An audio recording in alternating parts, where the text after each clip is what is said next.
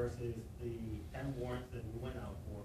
Those were guaranteed by the credit worthiness of the district without the state permanent school funding. Right, same with maintenance tax notes, those are not backed by the state, those are paid on your maintenance side of the budget, and it's based strictly on your underlying credit rating, not PSF is not available. So overall, I think that it's a very good opportunity to, potentially save some money for local taxpayers, for the state taxpayers. If the parameters are not there, if we're not seeing that we're gonna be receiving large enough benefit, then we just hold off. If you change the parameters and say that 6 is the floor, in other words, 6% is the minimum that we'll accept, that sets the standard.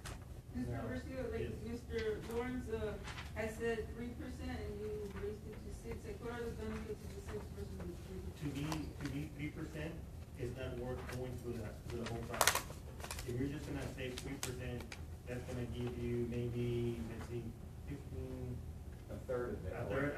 Another one you see would be a third of what you're. 300,000. Less than a third. See, it's just, it becomes a cost benefit, whether it's worth it or not. And if it's just 3%, to me, I wouldn't recommend it anymore. Now, if it's 8%, 9%, 10%, 12%, let's do it. But we have to have a floor, in other words, so that the board can feel comfortable that I'm not just gonna turn around and say, okay, you want to do it 3% or 2% or whatever. I agree. It's more as a security for the board, but I can assure you that even if the board says minimum is 6%, we're gonna be looking at our bond market. If it's taking a deep or a hit on it and 6% is great, then we'll do it. If it's not, then we'll just hold on. But I'm really would like to see anywhere from 9%, 10%. Okay. And right now we're looking at 19 years that we owe still? Yes, that is correct. And so the terms that you have, are they gonna be, is it like 19, do you have 15, 10, is there different scenarios? No, it's back to the same amount. Right now, we owe 19 years, and it's gonna be for 19 years. 19 years, that's one of the parameters, we can't stretch it out. Now, I went to a meeting a couple weeks ago for a school district up in East Texas, and I got in there, and I presented the numbers for just uniform savings, just like this, not stretching debt service out. And this one was on their it was a maintenance tax note that we're refunding. And they said, well, if we stretch it out, won't that create some more breathing room on the maintenance and operations budget? And I said, yeah. So they sent me into another room to rerun the numbers and stretch it out from 5 years to 10 years, and that's what they're doing. And the parameter got changed in that case from 4% to $1. They want to at least break even on a present value basis. They know they're going to pay more debt service over time, but they wanted us to at least be able to say we had a present value break even or better. So that's, in this case, we're not stretching anything out. There's no incentive to stretching anything out. We get as much state aid. I should point out, I was just going through, you can see me with my phone here, I actually had a bond order I'm looking at. Both Mr. Garcia and Florence are named as pricing officer for this, and it's very common to have both. So that's okay. That was another, that's kind of a parameter too, is named as pricing officer. Mr. Lawrence, you said that from mid-October is when you... When you price the bonds, that locks in everything. Once we price them and the pricing officer signs off on them, we basically have locked in the deal with the investors.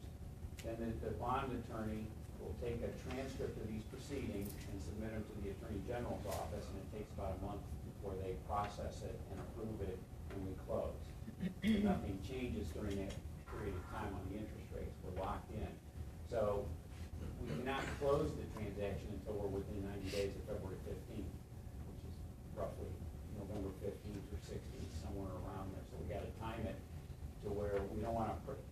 You don't want to price it in September and close it 60 days later. Investors will not go for that. They'll tolerate a 1 month delay, but they won't tolerate a 2 month delay. So the traditional way to do a bond issue is to price it and lock in and then close it about a month later.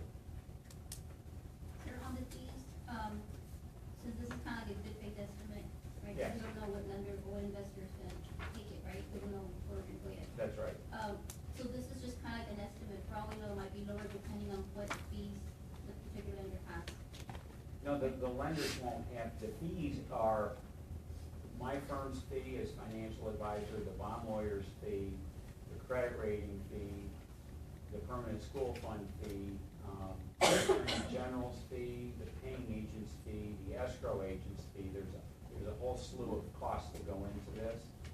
And then there's the underwriting discount. That's their compensation for underwriting bonds. And those are fairly, you know, I can estimate those. I generally don't sharpen the pencil until I get to that point in time because things are changing all the time. The rating agencies are constantly raising their fees. The fees on this issue compared to where they were in 2005 when they did this are probably triple of where they were. I just got informed by a couple of bond counsel firms, they're raising their fees $500 a transaction just because there's a new disclosure requirement by the Texas Bond Review Board that's required. It's going to take a bunch more work. And I mean, there's a lot of regulatory stuff that's coming out right now, both at the federal and state level, and it's costing time and effort by a lot of the service providers. I don't see any change in my fee. We're looking at pretty much the same standard as always. So, we're looking at, we won't be looking at anything, I believe, any more than what you see in these numbers.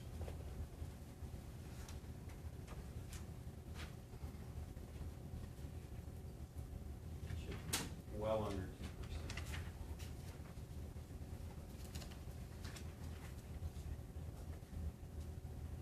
And that's something else that will be presented.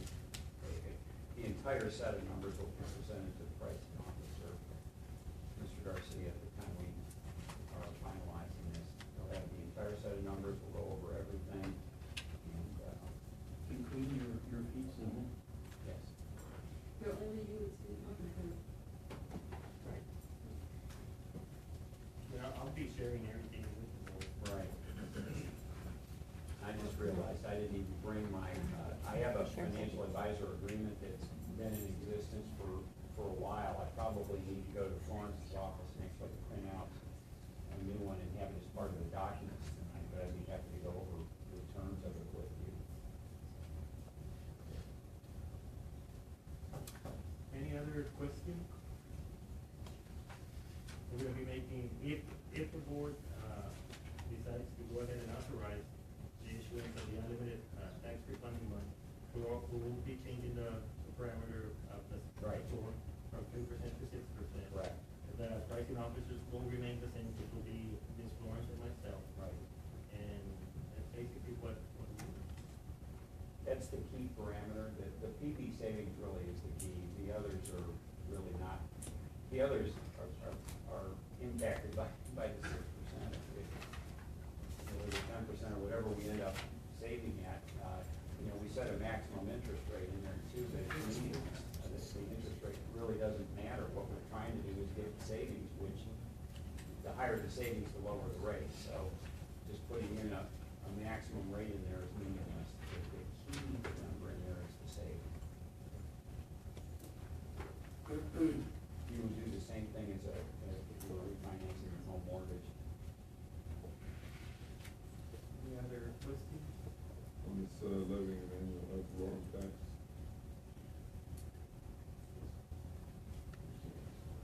That's part of, whenever you issue bonds, you have to combine that with the levy of the tax bond.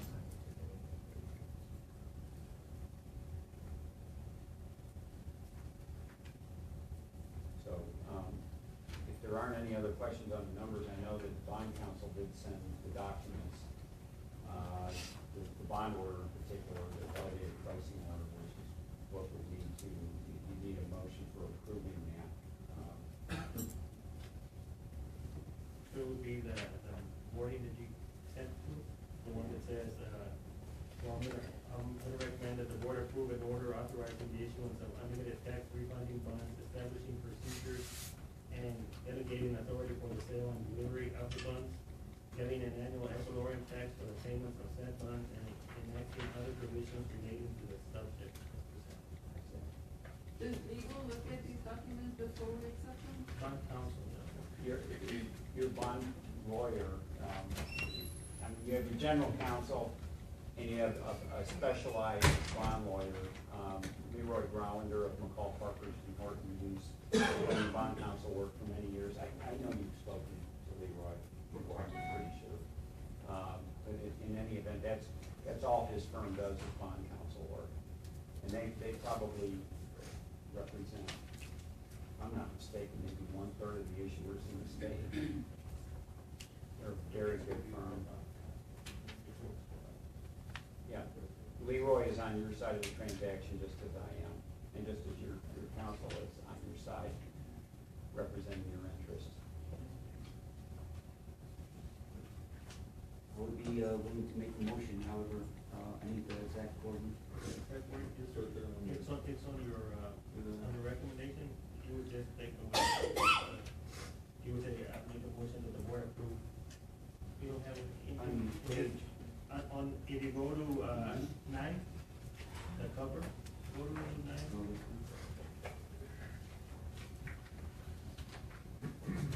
And it's right here, it would say, the motion is, the motion, if you, that the board approve an order, and then just keep on reading that.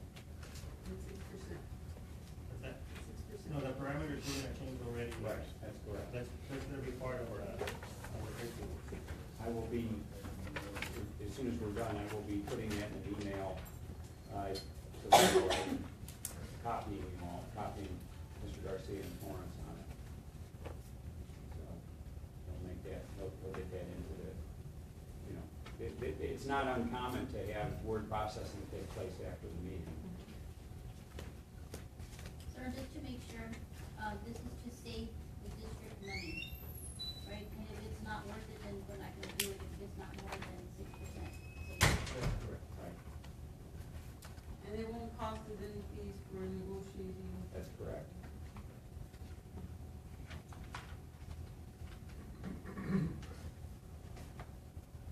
Did you find the order? Yes, and I'm going into any, at the end is the subject as presented. Right.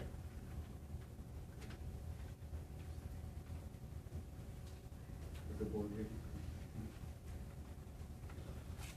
Mr. President, I move that we consider approval, that the board approves an order authorizing the issuance of unlimited tax refund bonds, establishing procedures and delegating authority for the sale or delivery of the bonds, levying an annual ad valorem tax for the payment of said bonds, and enacting other provisions relating to the subjects as presented.